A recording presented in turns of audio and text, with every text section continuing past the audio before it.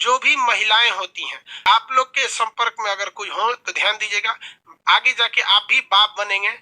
बहुत कम चांस है कि आपको उतना पढ़ल लिखल महिला मिले, क्योंकि आज भी शिक्षा बहुत महिलाओं को उतनी शिक्षा नहीं मिल रही है। तो पढ़ी लिखी मिल गई तो जिंदगी स्वर्ग हो जाएगा, नहीं तो नरक तो यहीं देखेंगे। तो ये ध्यान दीजिएगा कि जब कोई माँ अपने बच्चे को दूध पिलाती है तो उसका रीढ़ की हड्डी सीधी होनी चाहिए, एकदम सीधा, ताकि स्पाइनल कॉर्ड और ब्रेन मिला रहे। रीढ़ की हड्डी सीधा रहेगा ना तो स्पाइनल कॉर्ड और ब्रेन क्या रहेगा, मिला हुआ रहेगा। तो पीयूष ग्रंथि अच्छा से काम करेगा। उस माँ के शरीर में जो दूध बन रहा है उसमें एकदम एकदम कंट्रोल करेगा। फास्फोरस, कैल्शियम, सोडियम ये सब जाएगा। और सोडियम बच्चे के दिमाग के लिए जरूरी है। तो शुरुआत के 6 महीना बच्चा केवल दूध पीता है।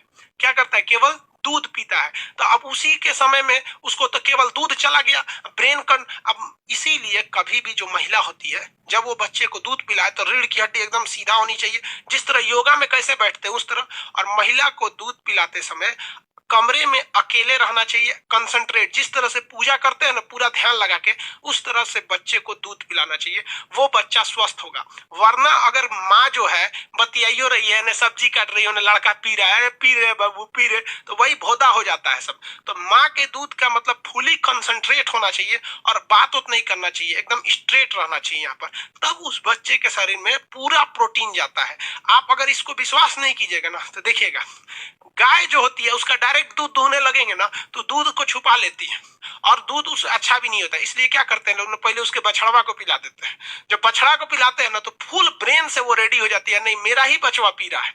तो हर एक प्रोटीन वगैरह हर चीज की मात्रा को वो क्या कर देती है, मतलब दे देती है। तो इसलिए इस चीज का हमेशा ध्यान रखिएगा कि माँ का दूध तभी अच्छा है जो फुली कंसंट्रेट होकर करे। उसको उस वक्त किसी से बात नहीं करना चाहिए। जिस तरह से पूजा घर अलग होता है ना, वैसे ही बच्चे को दूध पिलाना है तो 10 मिनट अलग रख के पिला दीजिए। उसमें बच्चा भी स्वस्थ रहता है। लेकिन अशिक्षितता इतना ज्यादा है कि बच्चा को, जो माँ ऐसा करती है बच्चा बीमार भी नहीं पड़ता है, कुछ भी नहीं करता है। अब माँ प्याज काट रही है, अपने आदमी से बतिया रहे, हाँ बबुआ दूध पी दो, का हलवा सऊदिया है, ड्यूटी चल रहा है। अरे सजुआ तोर ब्रेन हुआ लगल है, दूध यहाँ बन रहा है, बचवा कौन सी पिएगा, उसका खाली पेट बढ़ेगा, दिमाग नहीं। समझ आ कि नहीं आ रहा है? किसी को कोई दिक्कत नहीं, आगे बढ़ते हैं। ये हो गया आपका TSH। लेकिन गाय भैंस में लोग इतना ध्यान थोड़ी देता है। तो गाय भैंस को एक इंजेक्शन लगा दिया जाता है जिसके कहते हैं ऑक्सीटोसिन हार्मोन का इंजेक्शन। कौन सा? ऑक्सीटोसिन। ऑक्सीटोसिन। अगर आप ये ऑक्सीटोसिन हार्मोन का इंजेक्शन किसी गाय को लगा देते हैं उसके थन में, तो वो गाय दूध को बचा नहीं सकती है, पूरे दूध को उसे बाहर निकालना पड़ेगा। तो देखते होंगे ना, खास करके हम तो पटना ऑफलाइन पढ़ाते हैं, अत्याचार देखते हैं गायों पे ना, तो पता नहीं क्यों कभी कभी ऐसा लगता है कि साले ये कसाई से ज्यादा खराबी ये है।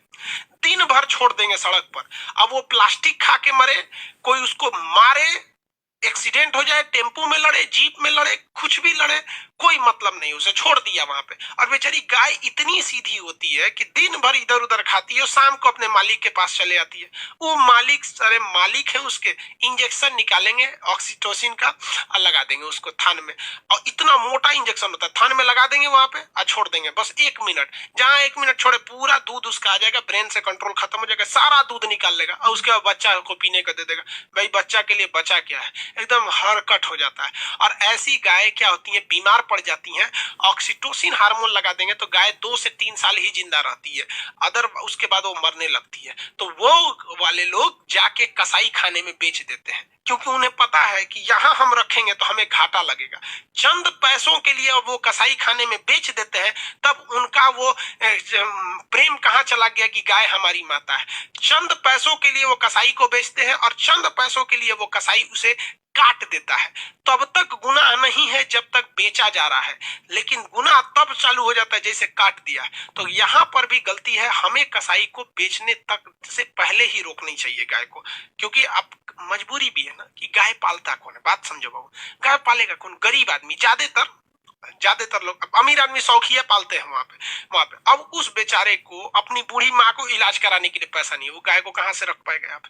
तो ये बड़ी समस्या हो जाती है। तो सरकार ने इस चीज को देखते हुए ऑक्सीटोसिन पर क्या किया हुआ है, रोक लगाया हुआ है। लेकिन हम आपको कहते हैं कि आप अपने शहर में होंगे, दिल्ली वगैरह का तो हम गौशाला देखे नहीं है, लेकिन पटना के किसी सड़क पे चले जाइएगा, पटना में दूध कैसे दिया जाता है ना, गाय को साथ लाता है सर, 1 लीटर चाहिए वहीं खड़ा करेगा सर और दूध के दे देता है सर, ऑक्सीटोसिन से निकाल के सरेआम। देखिए किसी राज्य की राजधानी में सरेआम जिस प्रतिबंधित दवा को लगाया गया है, यूज होता है, ये हो गया हमारे। तो इस ऑक्सीटोसिन का अगर आप अपनी गाय को पाल रहे हैं तो प्लीज ऐसा यूज मत कीजिएगा, वरना उस गाय की सेवा करने से जितना पुण्य नहीं मिलेगा उतना आपको पाप मिल जाता है। तो ये ब्रेन से निकलने वाले 3 हार्मोन आप समझ में आ गए आप लोग को। पिट्यूटरी ग्लैंड को मास्टर ग्लैंड क्यों कहते हैं? क्योंकि हमारे शरीर के वृद्धि और विकास को रोकता है। ये किसके द्वारा? तो सोमेटिक सेल द्वारा। सोमेटिक सेल को कैसे कंट्रोल करेगा? तो सोमेटोट्रोपिक हार्मोन एसटीएच द्वारा। थायरॉक्सिन को, टी से क्या हो गया? थायराइड, तो थायरॉक्सिन स्टिमुलेटिंग हार्मोन द्वारा थायराइड को, इसके लिए जरूरी आयोडीन। और दूध को एलटीएच लेक्टोजेनिक हार्मोन।